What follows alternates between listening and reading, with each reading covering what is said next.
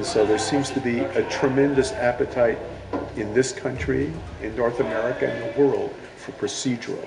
The key was how to make our procedural show, King, different. King is unique in the television landscape, I think, because it's not exclusively a murder show, and it's not like a special victims unit or something like that. It doesn't focus on one kind of crime.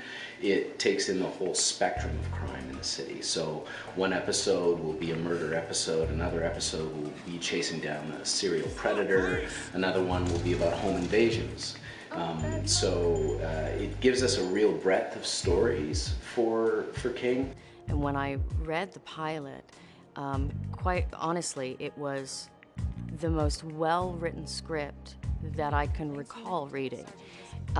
It was so exciting and so seamless and had such a motor, and Jessica King was so defined, as all of our characters were, and it wasn't muscled, it wasn't manhandled, it flowed beautifully. At the center of King is Jessica King, and she is, I think, also a very unique character.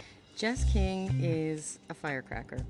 She is extraordinary at what she does. She loves what she does. She eats, sleeps, and breathes what she does, which I think is a huge part of her success in what she does, but also at times can cost her personal life a wee bit and her personal relationships. One person said they saw Lori. Nobody ever questions whether Jess King can solve a crime.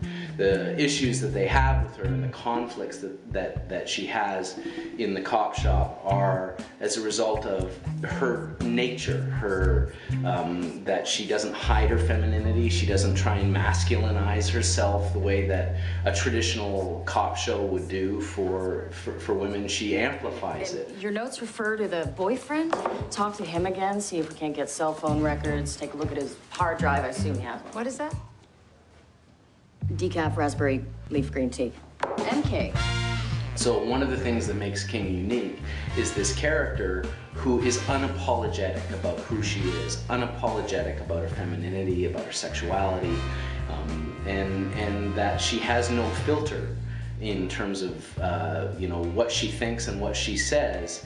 She uses to her advantage. It's really important that in the choice of how we move the camera, the saturation of colors, all of that needed to come together to really represent King, our lead, because the audience is constantly finding things out about what we're experiencing through her.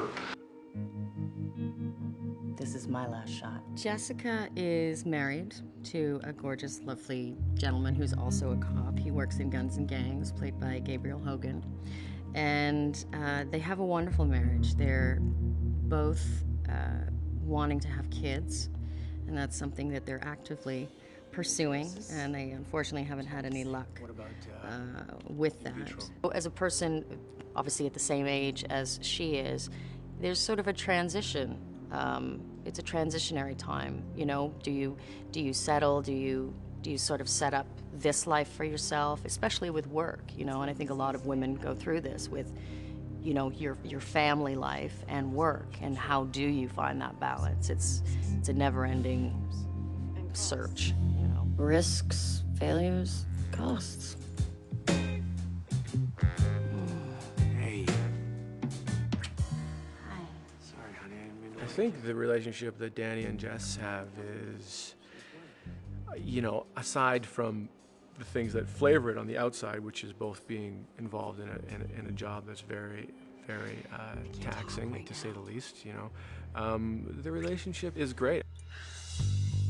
Danny's is not a jealous guy, I don't think, but there's some things that are just right in front of his face that they're hard to deny. With the people that Jess works with, you know, Spears is you know, Alan Van Sprang's character Spears is, they have a relationship that is a work relationship, but it's also it's pretty close. I mean, he's come upon them, you know.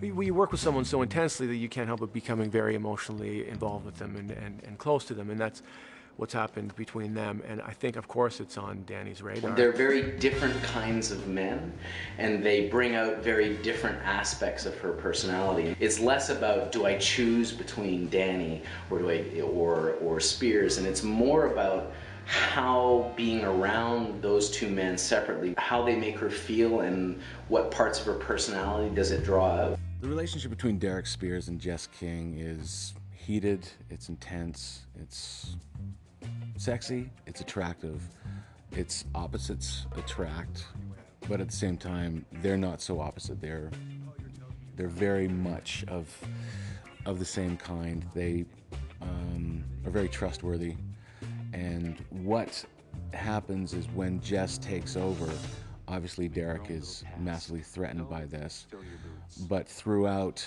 the episodes he realizes that she's a good cop. You're pregnant. What? Decaf tea, no smokes. I bet you're not drinking and riding your motorcycle either. I'm just trying to get healthy. Oh, you're trying to get pregnant. Left a little late, don't you think? I'm not trying to get pregnant. I've never even been able to keep a plant alive. I think the lightness is absolutely in King. I think most of the dialogue that exists in the show has a lightness about it, has a humor about it, has a wicked sense of humor about it.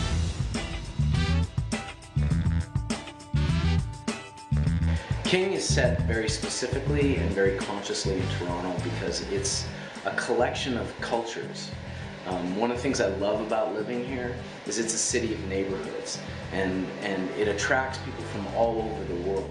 Greatly, Toronto can pose for so many other different cities, but it's just so nice to enjoy and include and use and go on location in all of these wonderful different places here and not have to pretend that we're from anywhere else. And we can, in that sense, sort of be ourselves and bring ourselves to it because we do live here.